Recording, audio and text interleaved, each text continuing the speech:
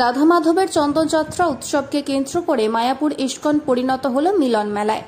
দূর দূরান্ত থেকে অসংখ্য দেশি ও বিদেশি ভক্তের সমাগম হয়েছে মায়াপুর ইস্কন মন্দিরে।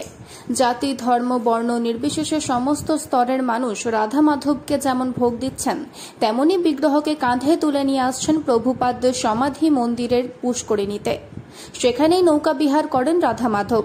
তাই রাধা মাধবকে স্পর্শ করে পুণ্য লাভ করতে মরিয়া ইস্কন ভক্তরা দলে দলে ভিড় করছেন চন্দনযাত্রা উৎসবে। বিশুদ্ধ সিদ্ধান্ত পঞ্জিকা মতে অক্ষয় তৃতীয়ার পুণ্য লগ্নে শুরু হয়েছে চন্দনযাত্রা উৎসব।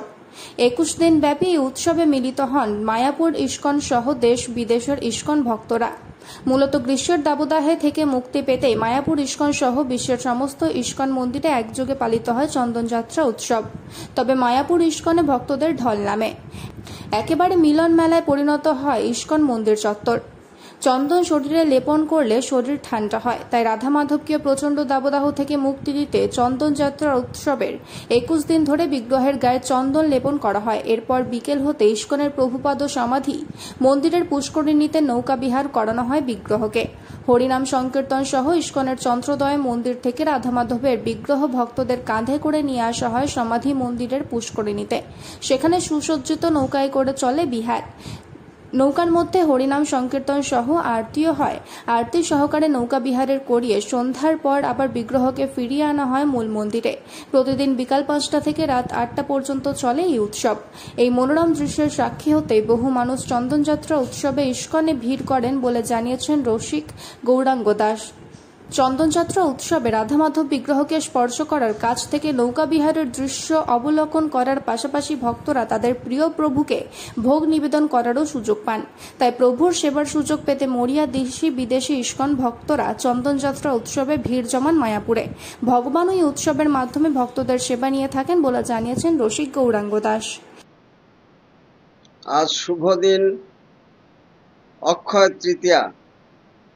অক্ষয় শব্দের অর্থ যা কোনো ক্ষয় প্রাপ্ত হয় না। আজকের এই শুভ দিনে বিভিন্ন শুভ কাজ শুভারম্ভ হয়।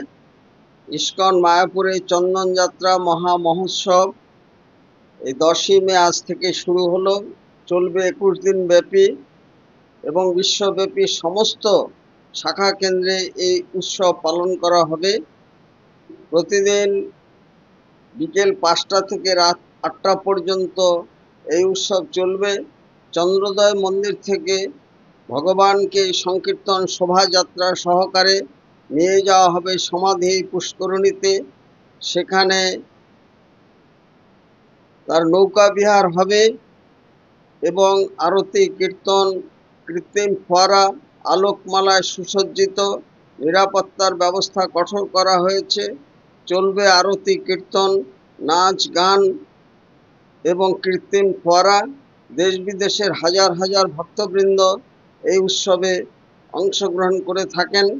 এই উৎসব আনন্দের উৎসব, মহামিলনের উৎসব এবং মানুষকে তার যে গ্রীষ্মের দাবদাহ থেকে এই মুক্ত আকাশে, মুক্ত বাতাসে সকলের মনে প্রাণে এনে দেয় শান্তি, স্বস্তি এবং আরামদায়ক অবস্থা।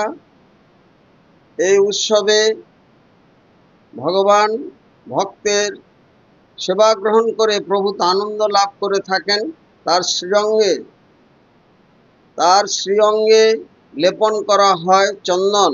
লক্ষাধিক টাকার চন্দন ব্যয় হয় এই উৎসবে এবং প্রসাদ বিতরণ চলে বিনামূল্যে। কঠোর করা হয় নিরাপত্তা ব্যবস্থা। সমস্ত কিছু মিলে এই উৎসবের দিনেই, এই অক্ষয় তৃতীয়াতেই বিষ্ণুর ষষ্ঠ অবতার পরশুরাম আবির্ভূত হয়েছিলেন। এই দিন থেকে মহাভারতের সূচনা হয়েছিল। এই দিন থেকে 4 ধাম খুলে যায় এবং সমস্ত কিছু মিলে এই দিন থেকে রথযাত্রার তৈরি শুরু হয়। এবং যারা আসেননি সকলকে ইস্কন মায়াপুরে আসুন, তার জন্য সাদর আমন্ত্রণ জানাই। রসিক গৌরাঙ্গ দাস, ইস্কন মায়াপুর, জনসংযোগ আধিকারিক, নদিয়া। নদিয়া থেকে মাধব দেবনাথের রিপোর্ট, টিভি 20 বাংলা।